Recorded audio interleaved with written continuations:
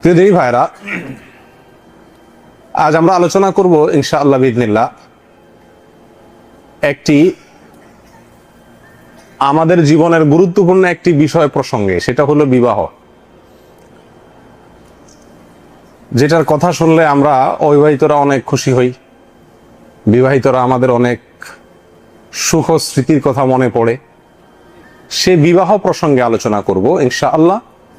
আর এই বিষয়টিকে আমি বাছাই করেছি এই জন্য যে আমাদের দেশে, আমাদের মুসলিমদের সমাজে ইসলামের যত বিষয় আছে, ব্যবসা বাণিজ্য করার সময় আমরা ইসলামকে বেমালুম ভুলে যাই, চাকরি বাকরি করার সময় ইসলামকে মনে রাখি না, ক্ষেত খামার, কাজ কারবার, দুনিয়াবি অন্য কোনো কাজ, এগুলো করার সময় আমরা ইসলামকে মোটেও স্মরণে আনি না। যে দু একটি বিষয়ে বা দু একটি কাজের সময় ইসলামকে আমরা কি করি, স্মরণ করি, বা ইসলামকে আমরা টেনে আনি, বা ইসলাম এর আলোকে ওই কাজগুলো করার চেষ্টা করি, এরকম দুই একটি বিষয় আছে। নামাজি হোক আর বেনামাজি, সুদখোর হোক আর ঘুষখোর, চোর হোক আর ভালো মানুষ, সব লোকেরা বিবাহটা করার সময় চেষ্টা করে যে একজন মৌলবী সাহেব আইসা কোরআন হাদিস অনুযায়ী বিবাহটা পড়াই দেয়। ঠিক না বেঠিক? তাহলে বিয়ে শাদী এমন একটি বিষয় যে এখানে অন্তত কোরআন হাদিসের আলোকে বা ইসলাম এর আলোকে বিয়েটা হোক, এটা সবাই চায়। আমাদের এক ওস্তাদ ছিলেন, খুব রসিক কিসিমের।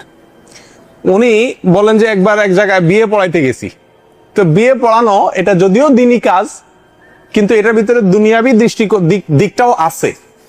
একটু মজার লোক ছিলেন। বলেন যে বিয়ে শাদী পড়াইছি আর খাওয়াই টাওয়াই দিয়া বিদায় দিয়ে দিচ্ছে, বলে হুজুর তাহলে এবার আসতে পারেন, দোয়া করিয়েন আমাদের জন্য। জামাই বলতেছে দোয়া করিয়েন। তো হুজুর রসিক টাইপের বলে যে কি বেটা, বিয়া শাদী পড়লাম, অন্তত 2-1000 তো দিবে কমপক্ষে। এদের হাত বাইর করে, মোসাফা করে, লম্বা দাঁতগুলো সব বাইর করে দিয়ে আমাদেরকে বিদায় দিয়ে দিচ্ছে। তো হুজুরে কয়, তো বাবা হাদিয়া তোফা টোপা কিছু? বলে যে হুজুর সেটা আমি পরে আপনার সাথে যোগাযোগ করবো। তার মানে আর দিবে না, বিয়ে তো শেষ। তো ওই আমাদের ওই ওস্তাদ, উনি বড় রসিক টাইপের ছিলেন। তো উনি বলেন যে এক সাথে এক ছাত্র নিয়ে আসছে, বলে যে এই বাবা দোয়া উল্টা পড়ো, উল্টা পড়ো, বিয়ে ভাঙো, বিয়ে যেটা তখন পড়াইছি ওটা ভেঙে দাও, দোয়া উল্টা পড়ো। সাথে সাথে জামাই বলতেছে না না হুজুর থামেন থামেন থামেন, খবরদার উল্টা দোয়া বন্ধ করেন, বিয়ে যেটা পড়াইছেন এটা ভাঙেন না। এই তাড়াতাড়ি মানিবে কেন? এই ঘটনা থেকে যেটা বুঝাতে চাচ্ছি যে লোকটা নামাজি হোক বেনামাজি, বিয়েটা যাতে কি হয়, সহিশুদ্ধ ভাবে হয়, এই চেষ্টাটুকু আমাদের সমাজের মানুষের ভিতরে আছে।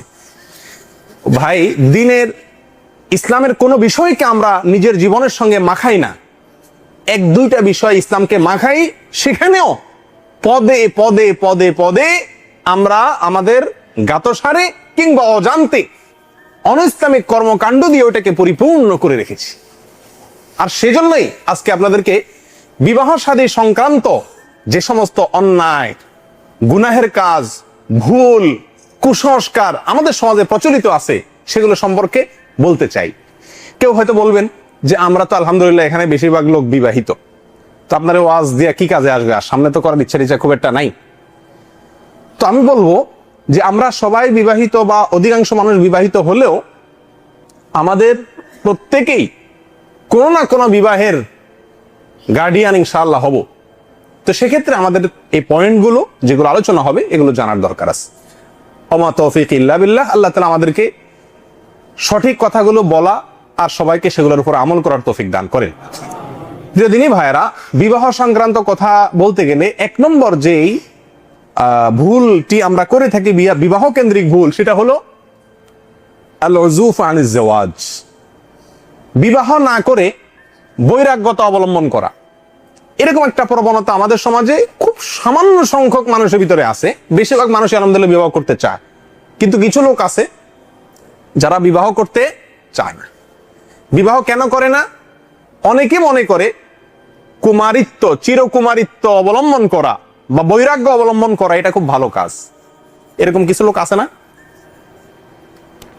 ভাই? আমাদের সমাজে আছে, কম থাকলেও কিছু লোক আছে যে বিবাহ শাদী করে না। কেন? চিরকুমার, এটা কিন্তু শুনতেও মনে হয় যে খুব ভালো একটা কিছু না? চিরকুমার বলে না অনেক লোকরে, বুড়ো হয়ে গেছে 80 বছর 50 বছর বয়স, বলে যে উনি চিরকুমার, এখনো বিবাহ শাদী করেন নাই। আমাদের রাজনৈতিক অঙ্গনেও সব দলেই কম বেশি এরকম দুই একজন নেতা আছে চিরকুমার, এখনো বিয়ে শাদী করে নাই, অর্থাৎ উনি ওনার গোটা জীবন জনগণের জন্য দিয়ে দিচ্ছে। আমরা আন্তর্জাতিক পরিমণ্ডলেও দেখি ভালো ভালো কিছু নামি দামি মানুষ আছে যারা কখনো বিয়ে শাদী করে নাই, যেমন মাদার তেরেসা। হ্যাঁ, সারা পৃথিবী তাকে সম্মান করে, মুসলমানরাও অনেকে করে, এবং তার একটা কারণ এটাও যে তিনি বিবাহ পর্যন্ত করেন নাই। প্রিয়দিনী ভাইরা, বিবাহ না করে যে কোনো কল্যাণমূলক কাজের জন্য নিজের জীবনকে ব্যয় করা, এই জন্য এই ভেবে যে বিবাহ করলে আমি কি হয়ে যাব, সংসারে ব্যস্ত হয়ে যাব, তার চাইতে আমি ওই সময়টা পরিপূর্ণভাবে দেব কাকে, কোন জনকল্যাণমূলক কাজে, কোন ভালো কাজে। এই চিন্তাটুকুর সঠিক না বেঠিক? বিশেষ করে বুদ্ধদের ভিতরে এই প্রবণতা আছে যে তারা বৈরাগ্যতা অবলম্বন করে। প্রিয়দিনী ভাইরা, আল্লাহ সুবহানাহু ওয়া তাআলা দুনিয়াতে যত নবী রাসূল পাঠাইছেন তাদের প্রায় সকলে, এক দুইজন বাদে প্রায় সকল নবী বিবাহ শাদী করেছেন। তাদের চাইতে কল্যাণমূলক কাজ করা মানুষ পৃথিবীতে আর কেউ হতে পারে? আল্লাহ সুবহানাহু ওয়া তাআলা বলেন, ওয়ালাকাদ আরসালনা রুসুলাম মিন ক্বাবলিক ওয়াজআলনা লাহুম আজওয়াজান ওয়া যুররিয়্যাহ।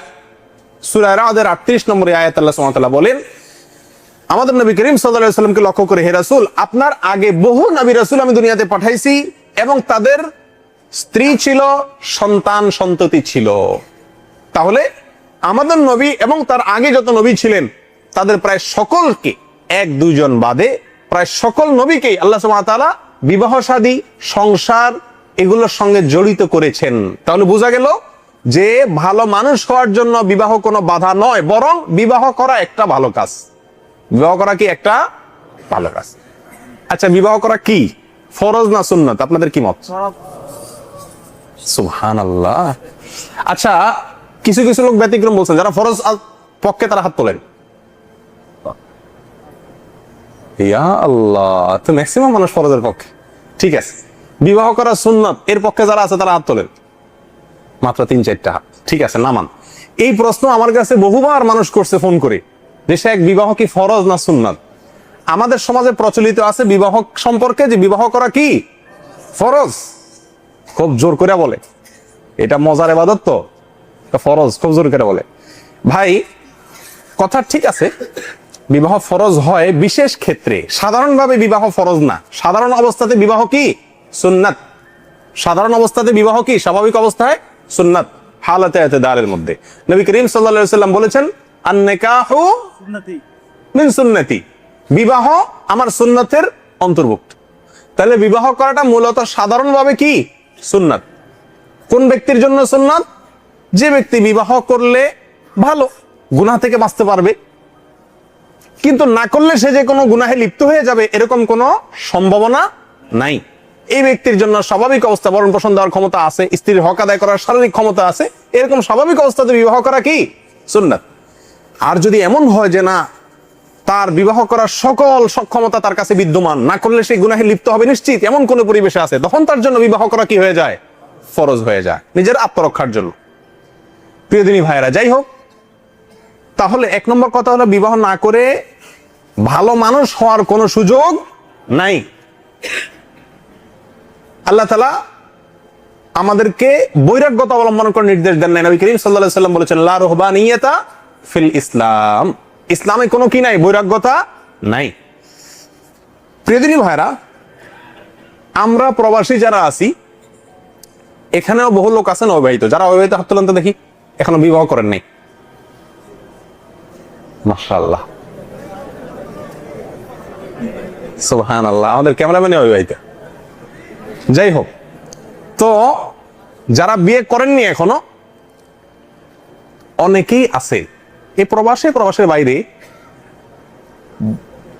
30-35 আগ পর্যন্ত বিয়ে করে না, বিয়ে করতে চান। আমাদের সমাজের একটা চরম একটা রোগ হয়ে গেছে এখন, সেটা হলো কি 30-25 আগে তো বিয়ের কথা চিন্তাই করতে পারে না, করলে সমাজ সেটাকে কি করে, খারাপ চোখে দেখে। প্রিয়দিনী ভাইরা,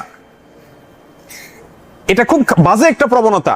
বিবাহ করতে হবে আপনার প্রাপ্তবয়স্ক হওয়ার পরে যত দ্রুত আপনার কাছে কি আসে, স্ত্রীর হক আদায় করার মতো ব্যবস্থা হয়ে যায়, ডাইল ভাতের ব্যবস্থা হয়ে যায়, তত দ্রুত আপনাকে বিবাহ করার চেষ্টা করতে হবে। আমাদের বেশিরভাগ মানুষ বিবাহকে আমরা বিলম্ব করি কেন? যে এখনো কিছু করতে পারি না, এটা বাড়ি, এটা গাড়ি, এ সমস্ত করতে করতে বিবাহ দেরি করি। আর বিশেষ করে প্রবাসীরা তো তাদের চাহিদা আরো অনেক বেশি, বউয়ের জন্য 10 ভরি স্বর্ণ, এটা সেটা ইত্যাদি জোগাড় ছাড়া বিয়ে করে না। যারা অর্থের অভাবে বিয়েকে দেরি করছেন, বিয়ে সহজে করছেন না, তাদের জন্য একটা সুখবর আছে। সুনানে তিরমিজির একটি হাদিস, ইমাম তিরমিজি রাহিমাহুল্লাহ হাদিসটিকে হাসান বলেছেন, আর অন্যান্য হাদিসের কিতাবেও আসছে।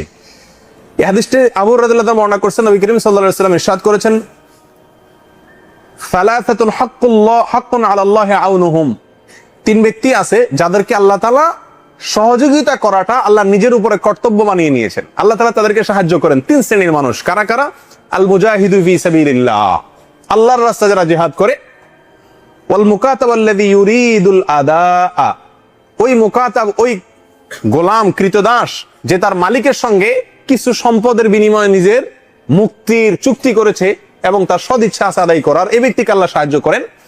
আর ওয়ান্নাকিহুল্লাযী ইউরিদুল আফাফ, ওই বিবাহ ইচ্ছুক ব্যক্তি, যে ব্যক্তি বিবাহ করছে নিজের চরিত্রকে হেফাজত করার জন্য, গুনাহ থেকে বাঁচার জন্য, এই উদ্দেশ্যে যে বিবাহ করেছে, এই ব্যক্তিকে সাহায্য করা আল্লাহর কর্তব্য হয়ে যায়। তাহলে বোঝা গেল অর্থের অভাবে বিবাহ দেরি করা এটা বোকামি। ঠিক আছে ভাই? ইনশাআল্লাহ আমাদের সন্তানদের বিবাহের ব্যাপারে আমরা বিলম্ব করব না। আজকাল শহর অঞ্চলে, শহর এলাকাগুলোতে 30-35 আগে বিবাহে দেয় না, মেয়ে হোক বা ছেলে হোক। প্রিয় দিনী ভাইরা, বিবাহ দেরি করলে কি হবে? বিবাহ দেরি করলে কি হবে? বিবাহ দেরি করলে জেনা ছড়াবে, সমাজে জেনার বিস্তার ঘটবে। আল্লাহ সুবহানাহু ওয়া তাআলা বলেন, ওয়া আনকিহুল আয়ামা মিনকুম ওয়াস-সালিহিনা মিন ইবাদিকুম ওয়া ইমাইকুম ইন ইয়াকুনু ফুকারা ইউগনিহিমুল্লাহু মিন ফাদলিহি, তোমরা তোমাদের কুমারীদেরকে বিবাহ দাও, তোমাদের যারা নেককার, তোমাদের গোলামদের মধ্য থেকে তাদেরকে, ওয়া ইমাইকুম, এবং যারা কুমারী অবিবাহিত তাদেরকে তোমরা বিবাহ দাও। বিবাহ দেওয়ার ব্যবস্থা করো, ছেলে হোক মেয়ে হোক, যারা বিবাহ করে ফেলছেন, বাবা হইছেন বা হবেন ইনশাআল্লাহ, তাদের জন্য এই আলোচনাটি। তাদেরকে বিবাহ দিয়ে দাও।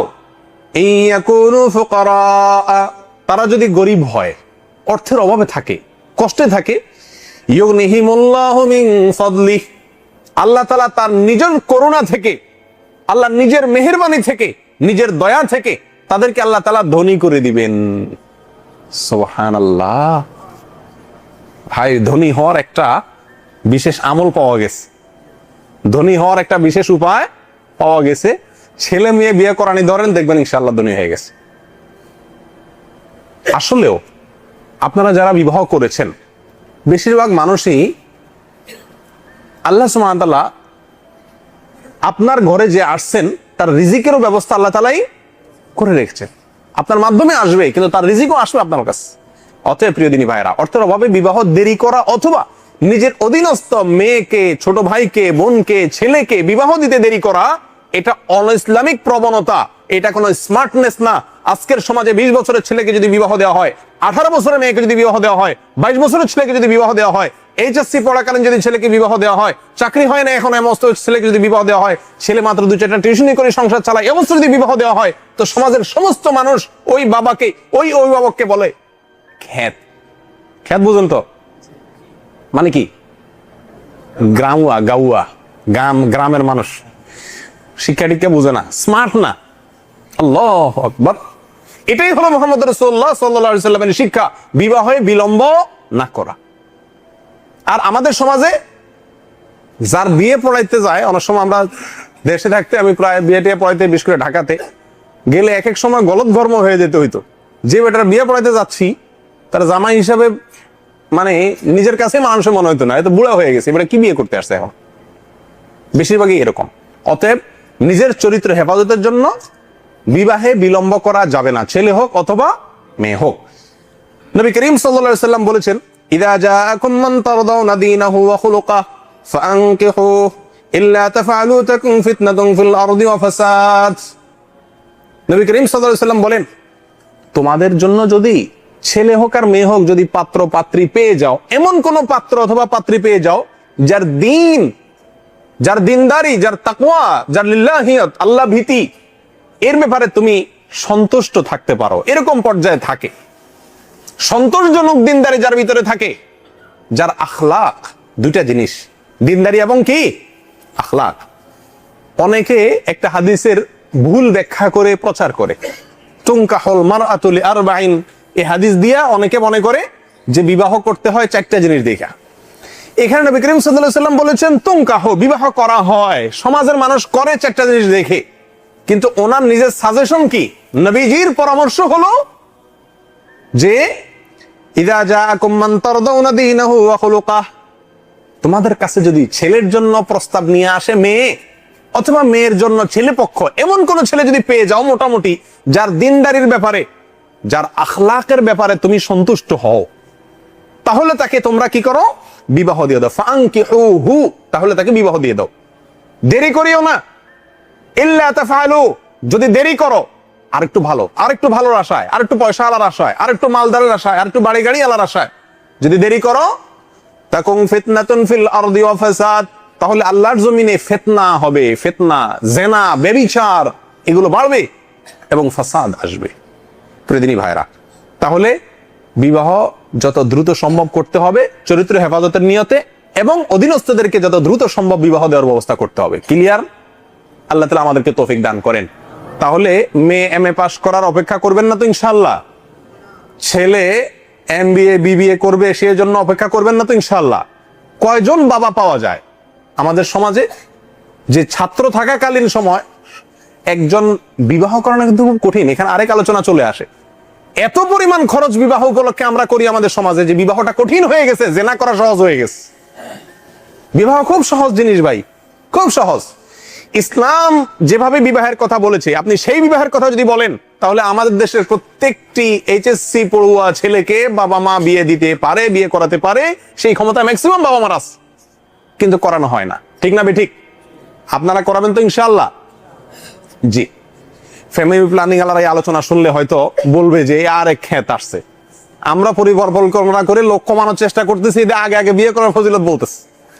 তো নিজেরা আগে আগে বিবাহ করবেন সমাজ থেকে জেনার হার কমানোর জন্য। আজকে কলেজ ইউনিভার্সিটি গুলোতে যারা পড়াশোনা করে, প্রতিদিন পত্রিকার পাতা খুললে দেখা যায় এদের ম্যাক্সিমাম, এদের ভিতরে জেনা, ব্যভিচার ব্যাপক হয়ে গেছে। যদি এই ছেলেগুলো বেশিরভাগ বিবাহিত হতো, তাহলে এর অর্ধেকও হতো না, আরো নিচে নেমে আসতো। কারণ প্রত্যেকের একটা কমিটমেন্ট থাকতো, স্ত্রী স্বামীর প্রতি, স্বামীর স্ত্রীর প্রতি। এখন তো কোনো কমিটমেন্ট নাই, সবাই ছাড়া গেল গরুর মতো। যার কারণে ছেলে হোক মেয়ে হোক, কলেজ ভার্সিটির ছেলেরা মেয়েরা বেশিরভাগ এরকম ভাবে গুনাহে লিপ্ত হয়ে যাচ্ছে। এই প্রবণতাটা বন্ধ হওয়া দরকার, সমাজের এই প্রচলনটার উল্টা পথে চলা দরকার। আপনারা চেষ্টা করবেন তো ইনশাআল্লাহ? ছোট ভাই বোন নিজেদের ছেলে মেয়েরা বিবাহের উপযুক্ত যদি হয়, বিবাহ উপযুক্ত কখন হয় ভাই? আমাদের সরকারের, আমরা যে দেশে বসবাস করি সে দেশের সরকারের আইন হলো 18 বছর, এখন বোধহয় বাড়াইছে, 21-22 করছে বোধ হয়। আচ্ছা ঠিক আছে, যে দেশে বসবাস করি সে দেশের সরকারের আইন লঙ্ঘন করার কথা আমি বলছি না, ঠিক আছে। 21 বছর যদি সরকার করে, 21 বছর বয়স হলে মোটামুটি তার চলার মতো ব্যবস্থা আপনার বা তার কাছে থাকলে বিয়ে দিতে করবেন তো ইনশাআল্লাহ। দ্বিতীয় যে জিনিসটি হয় সেটা হলো পাত্রী দেখা। পাত্রী দেখতে গিয়ে আপনার অনেকগুলো অন্যায় আমরা করি।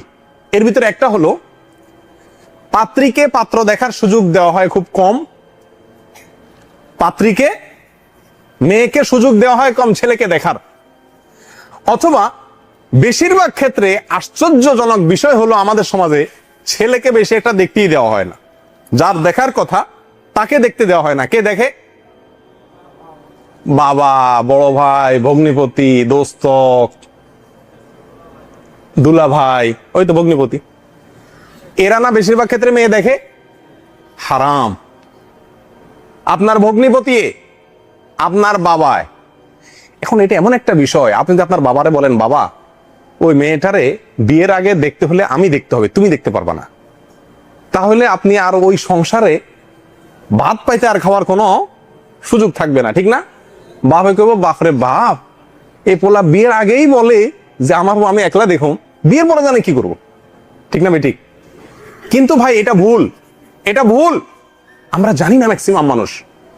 আপনার বাবা আপনার বিয়ের পরে তার বৌমাকে সারা জীবন দেখতে পারবে, কিন্তু বিয়ে করার আগ পর্যন্ত আপনার বাবার জন্য জায়েজ নাই ছেলের বউ কি দেখে চয়েস করা।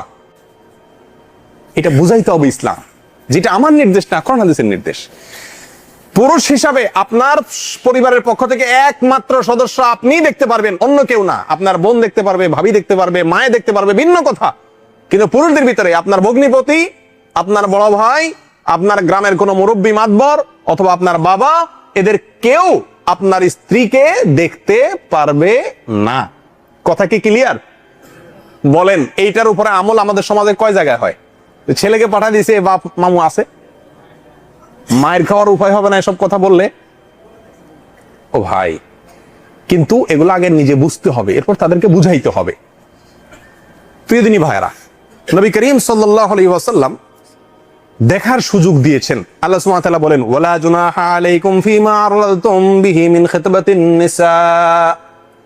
তোমরা মেয়েদেরকে বিবাহের যে প্রস্তাব দাও, এই প্রস্তাব দেওয়ার ক্ষেত্রে কোনো অসুবিধা নাই। নবী করিম সাল্লাল্লাহু আলাইহি ওয়াসাল্লাম এক সাহাবী বিবাহের নিয়ত করেছিলেন মদিনাতে। তখন তিনি বলেছিলেন, তুমি কি ওই মহিলাকে দেখেছো যাকে বিবাহের সিদ্ধান্ত নিয়েছো? তখন এই সাহাবী বললেন, ইয়া রাসূলুল্লাহ, না আমি তো দেখি নাই তাকে। তখন তিনি বললেন, ফাযহাব ফানজুর ইলাইহা ফাইন্না ফি আ'য়ুনিল আনসারি শাইআ, রাওয়াহু মুসলিম।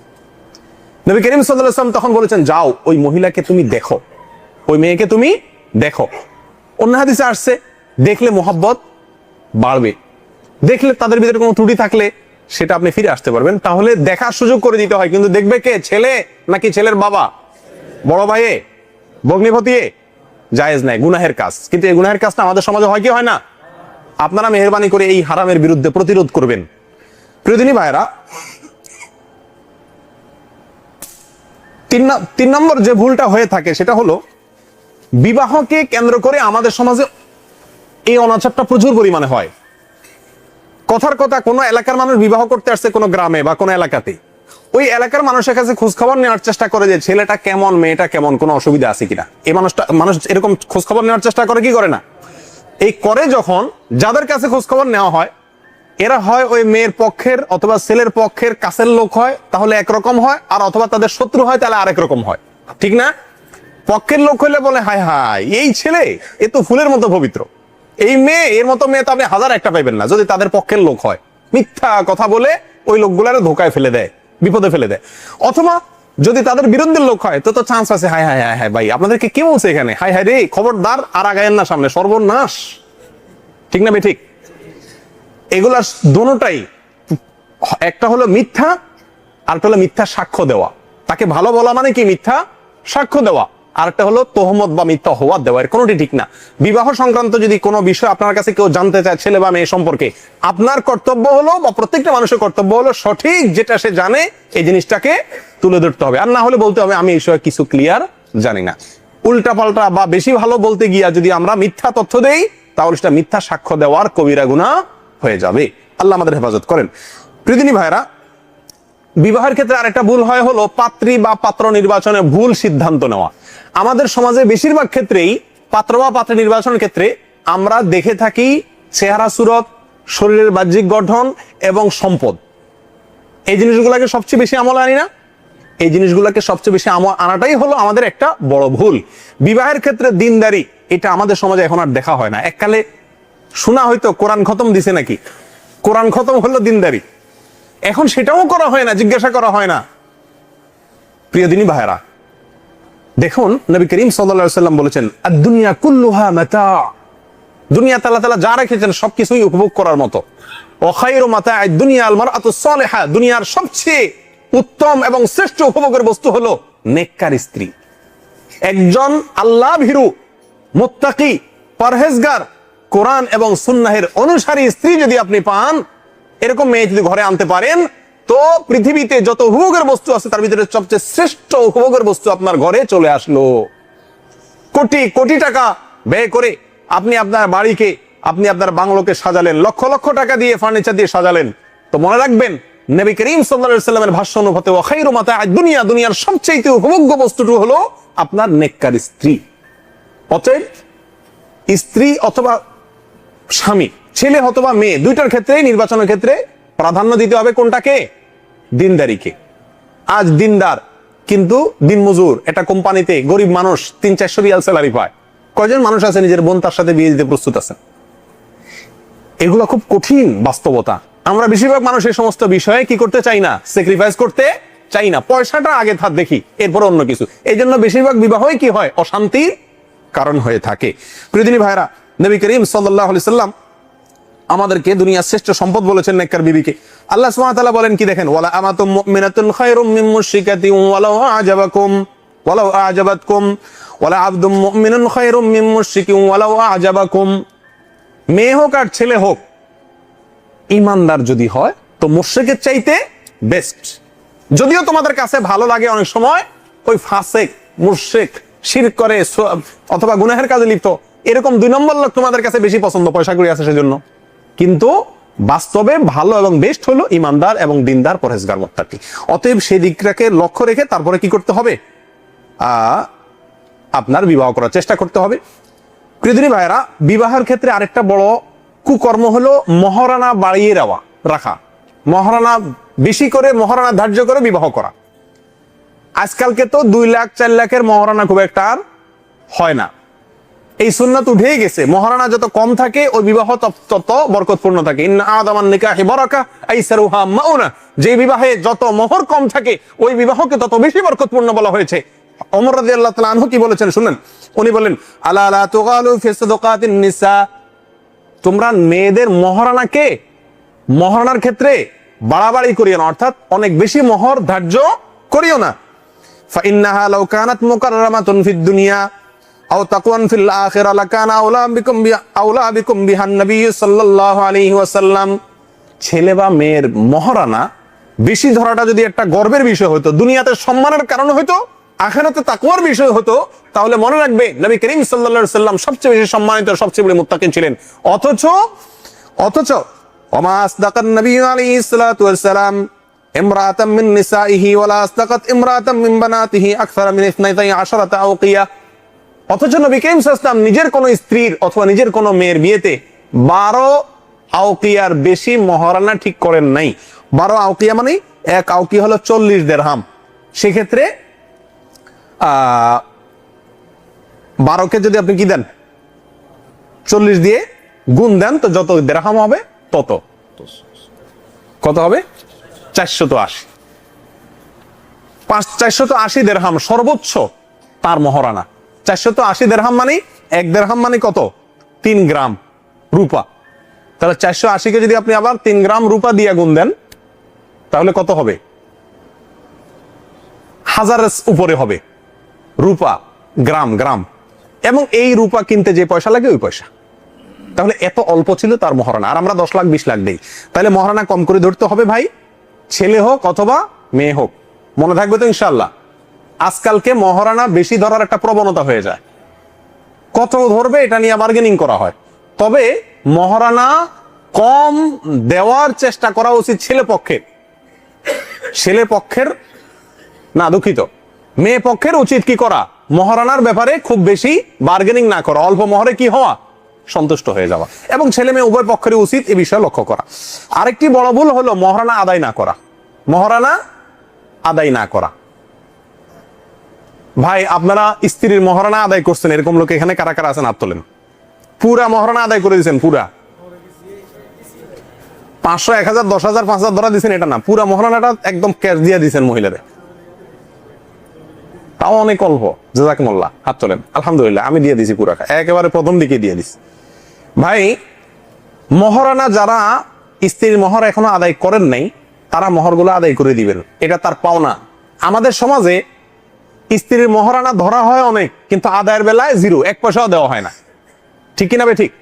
অথচ মহারানা স্ত্রীর হক। আল্লাহ তাআলা বলেন, ওয়া আতুন নিসা সাদাকাতিহিন্না নিহলা, তোমরা মেয়েদেরকে তাদের মহারানাগুলো দিয়ে দাও। এটা ফরজ, এটা নির্ধারিত, এটা অবধারিত কর্তব্য যে তাদের মহারানা, তাদের পাওনা নেহলা, এটা তাদেরকে দিয়ে দাও। আল্লাহ বলছেন স্ত্রীদের মহারানাগুলো তাদেরকে পরিশোধ করে দাও। আমরা বলি বিয়ের রাতে বেশিরভাগ পুরুষ এখানে হয়তো আছেন, বাসর রাত্রে বউরে বলে যে এখন মহারানা তো ধরা হয়েছে, এখন কি করা? হ্যাঁ, তো বউ বলে কি, বউ কি বলে, না না না না, আমার মহারানা দিয়ে কি করবো আমি, বাদ দেন, এই সমস্ত লাগবে না আমার। অনেক বেহায়া তো মাফই চায়, মাপ চায় না, যে এখন তুমি তো মাপ না করলে এখন আমি তো আর সামনে আগাইতে পারি না। হ্যাঁ, তো স্ত্রী তখন বলে কি, না খালাস খালাস, আমি মহারানা দিয়ে কি করবো, আমি মহারানা কিছু লাগবে না, আর আমি আপনারা পাইলে খুশি। হায় হায় হায় হায়, দুনিয়াতে পয়সা আবার কেউ না চায়? কিন্তু ওই মহিলার বাপের ক্ষমতা আছে বাসর রাত্রে এই কথা বলবে যে না, সুদূর বুদূর চলবে না, মহারানা যা ধরছেন নিয়ে আসেন, হাজির করেন। এই কথা বলার মতো মেয়ে কয়টা আছে? কারণ আপনার ভয়, আপনার যে জুলুম, আপনার প্রতি যে আমাদের সমাজে মেয়েরা ছেলেদের প্রতি যেটা আতঙ্ক বোধ করে, হায় রে হায়, এমনি তার ঘরে যেমন কলিজা দুরু দুরু কত দোষ ধরবে, তার মায়ে বোনে ভাবিয়ে বুবুয়ে, এর ভিতরে বলতে আমি মহারানা নিয়ে শুরু থেকে বার্গেনিং করি, তুই স্বামী তো কবু খাইছি রে, সামনে জানে কি আছে। নিজের হক সে চাওয়ার মতো মানসিক শক্তি তার ভিতরে নাই, আপনার জুলুমের ভয়ে। এই জন্য বাধ্য হয়ে সামাজিকতার কারণে আপনার স্ত্রী মাফ করে দেয়, সেটা মাফ হবে না। তবে হ্যাঁ, অন্তর থেকে যদি স্ত্রী কিছু আপনাকে ছাড় দেয়, আল্লাহর জন্য বলেছেন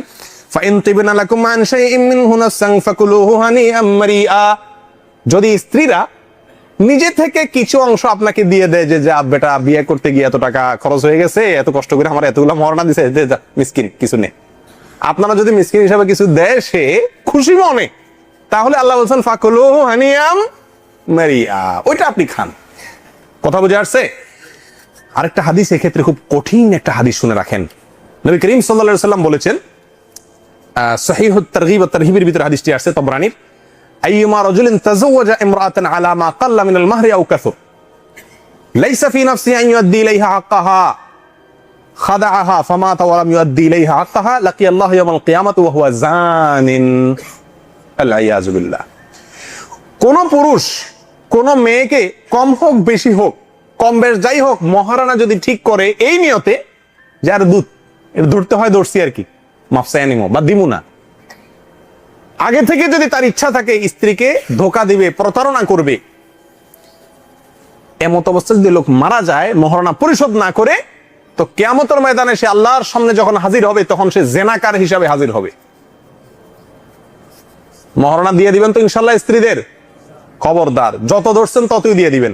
তবে এগুলো ওলামাদের কাছে মাসালা জেনে নেবেন, অনেক সহজ আছে, ক্যাশ টাকা দিতে হবে এমন কোনো কথা নাই।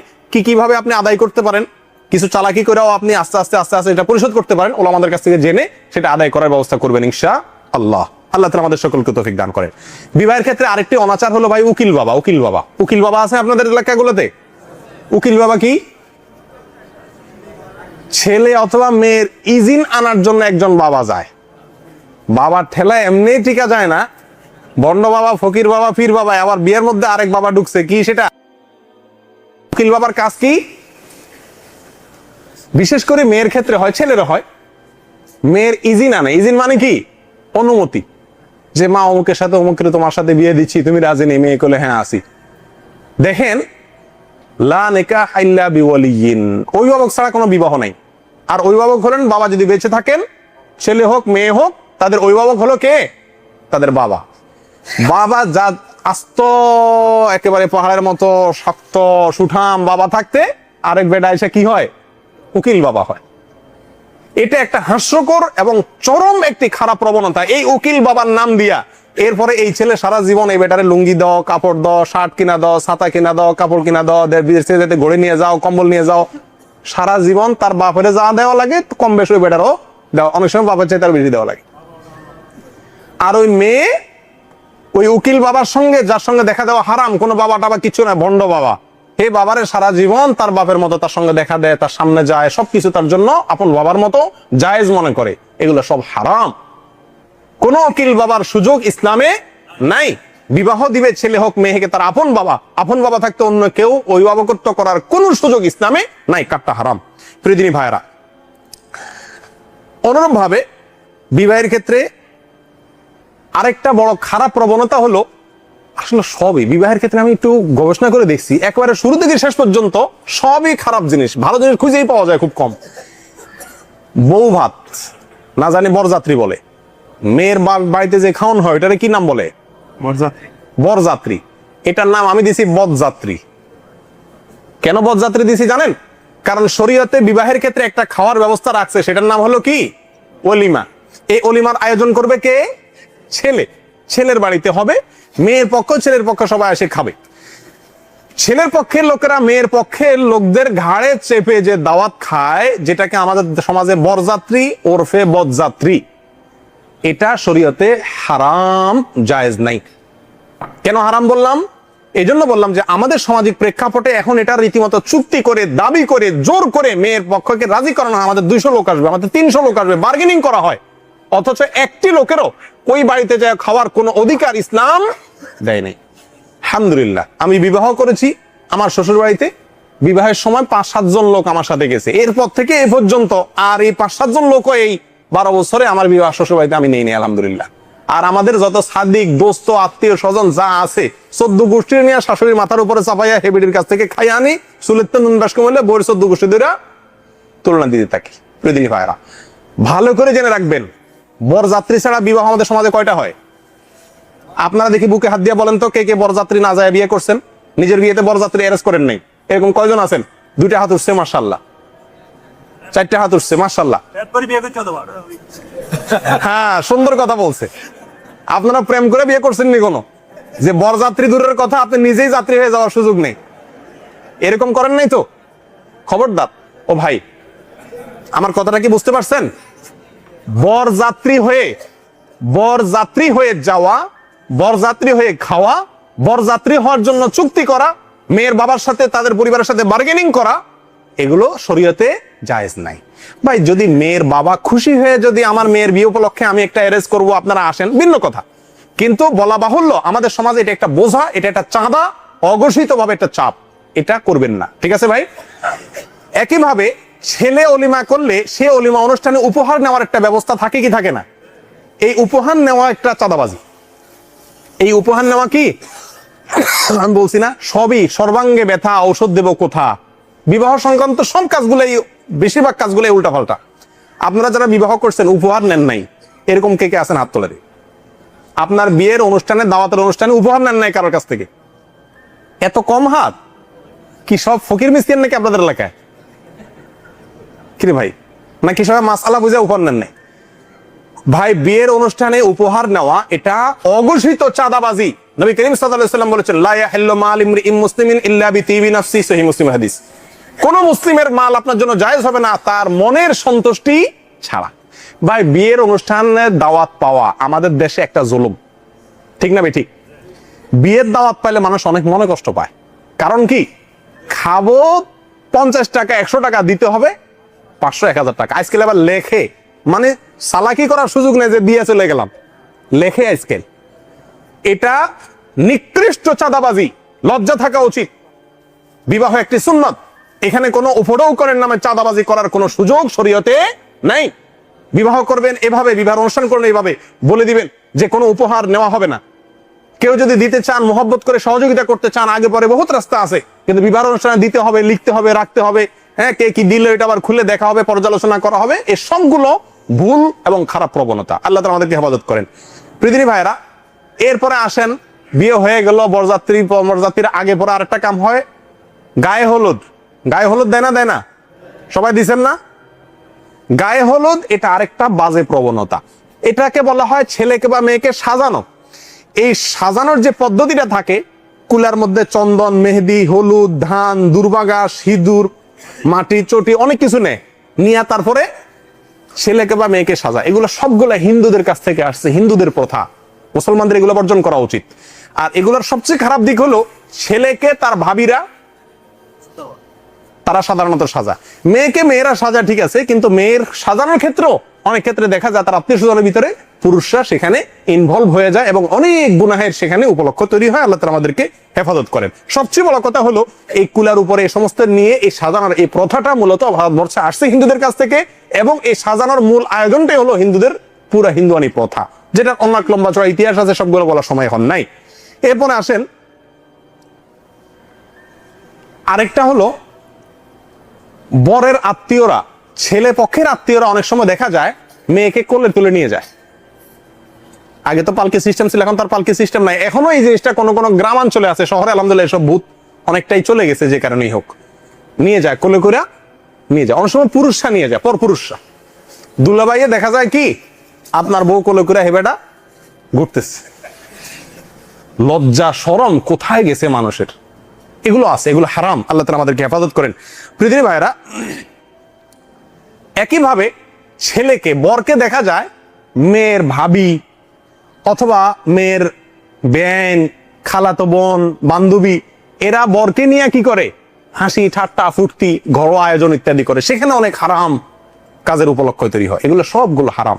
দেখেন, বিবাহকে কেন্দ্র করে আমার মনে হয় 50-এর উপরে হারাম কাজ শুধু মানে প্রত্যেকটা বিবাহতে কম বেশ আপনার হয়ে থাকে। আল্লাহ তাআলা আমাদেরকে হেফাজত করেন। প্রিয় দিনী ভাইরা, আরেকটা প্রবণতা হলো বিয়ের পরে 5 সালাম দেওয়া, 5 সালাম দেওয়া। ছেলে হইলেও মেয়ে হইলেও, মেয়ে হইলে তার শ্বশুর পক্ষের শ্বশুর, শাশুড়ি, চাচি, শাশুড়ি, মামাসি, দু গোষ্ঠীর সবাই কি দিয়ে দাও? 5 সালাম দাও। আর ছেলে হইলেও তাই। ছেলে হয়ে যদি আপনি আপনার শ্বশুর শাশুড়ি 5 সালাম না দেন, কি বলেন, টিকতে পারবেন? অবস্থা খারাপ হয়ে যাবে না? আল্লাহ তাআলা আমাদেরকে হেদায়েত দান করেন। এই 5 সালাম দেওয়ার কোনো প্রথা ইসলামে নাই। এটা হিন্দুদের চরণ ধুলি নেওয়া থেকে কদম বসিয়ে আসছে, সেখান থেকে 5 সালাম আসছে। এটা শরীয়তে কোনো এর সুযোগ নাই। নিজের শ্বশুরবাড়ির লোকেরা যদি ভুল বুঝে, আলেমদেরকে দিয়ে তাদেরকে ভুল সঠিকটা বোঝানোর চেষ্টা করতে হবে। আরেকটা হলো ওই শাশুড়ি জামাইকে অথবা মেয়েকে, বউকে অথবা স্বামীকে, ছেলেকে, পাত্রপাত্রীকে আপনার দুধ ভাত খাওয়াই দেয়। আপনারা অনেকে খাইছেন না? এ আরেক কুপ্রথা। কেন দুধ ভাত খাওয়ায় জানেন? যে প্রথম দিন দুধ ভাত খাওয়াই দিলাম, সারা জীবন দুধে ভাতে থাকবো, কপালে দুধ ভাত ছাড়া কিছু চলবো না। এটা আরেক কুপ্রথা, গুনাহের কাজ। আল্লাহ তাআলা আমাদেরকে হেফাজত করেন। পৃথিবী ভাইরা, একইভাবে বিবাহের জন্য, বিবাহের দিন ছেলেরা সিল্কের জামা কাপড় পরে, ভাড়া পাওয়া যায় রীতিমতো, যেগুলো হারাম ছেলেদের জন্য পরা। আর স্বর্ণের আংটি, চেইন, এগুলো তো কমন আছেই, যেগুলো পুরুষের জন্য ব্যবহার করা কি হারাম।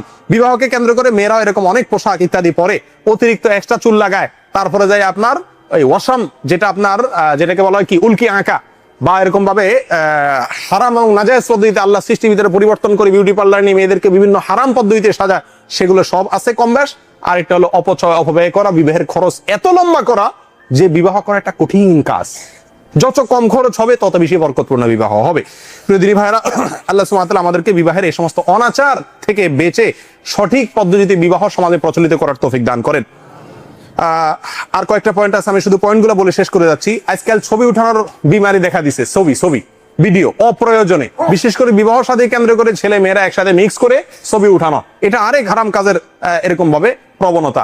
মেয়েরা বিবাহে যায়, বিবাহ অনুষ্ঠানে মেয়েদের যাওয়াটা এই যুগে বন্ধ করা উচিত, একান্ত প্রয়োজন না হলে। কারণ সেখানে সাধারণত মেয়েরা সেজেগুজে যায়, সুগন্ধ ব্যবহার করে যায়, যেগুলো হারাম শরীয়তে হাদিসে স্পষ্ট নিষেধ আছে, এবং সেখানে গেলে অনেক হারাম কাজে লিপ্ত তারা ইচ্ছা অনিচ্ছা হয়ে যেতে বাধ্য হয়। সবচেয়ে বড় কথা হলো যে নারী পুরুষ ঢলাঢলি মাখামাখি হয়, যেটা গুনাহের কাজ।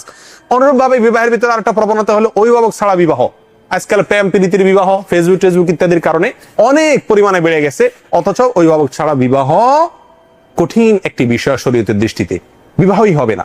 অতএব কোন অবস্থাতেই এই সমস্ত বিষয়গুলো যাতে না হয় সেদিকে লক্ষ্য করা দরকার। একইভাবে বিবাহের অনুষ্ঠানে শুধুমাত্র বড়লোককে দাওয়াত দেওয়া, গরিবকে দাওয়াত না দেওয়া, হ্যাঁ, সবচেয়ে বড় কমন গুনাহের কাজের ভিতরে একটা হলো বিবাহ মানে হলো ঢোল তবলা বাজানো আর গান বাজানো, ডেক সেট বাজানো, ঠিক না বে ঠিক? ফকির হোক আর বড়লোক হোক, মাশাআল্লাহ 20-50 হাজার টাকা খরচ করে গান বাজান না, পার্টি আনে, সারা রাত দোল তবলা বাজে না। হারাম দিয়ে যে বিবাহ শুরু হয়, এই দাম্পত্য জীবন পরবর্তীতে সেখান থেকে সুখ আসবে, নেক সন্তান আসবে, এটা আশা করা যায়? যাদের বিবাহে এগুলো হয়েছে তারা তওবা করেন আর সামনে প্রতিজ্ঞা করেন আপনি নিজের হাতে এই সমস্ত অন্যায়কে প্রতিরোধ করবেন।